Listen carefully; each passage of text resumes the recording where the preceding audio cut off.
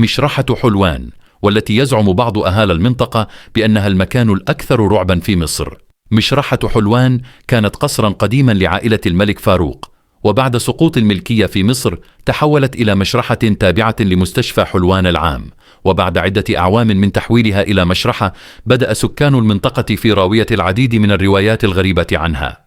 وكانت بداية تلك الروايات عندما ردد سكان المنطقة أخبارا عن سماعهم أصواتا غريبة تصدر من المشرحة ليلا، وأحيانا كان البعض يقول أنه يرى ضوءا يظهر ويختفي.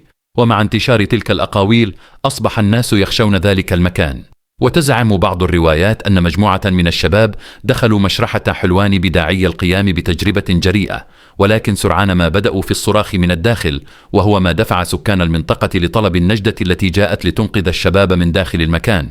وبعد خروجهم وصفوا المكان بأنه مرعب ومظلم وكبير من الداخل، وأنهم بعد دخولهم مباشرة للمكان اختفت جميع الأبواب وكأنهم يقفون في وسط الصحراء، مما دفعهم للصراخ بجنون حتى جاءت الشرطة.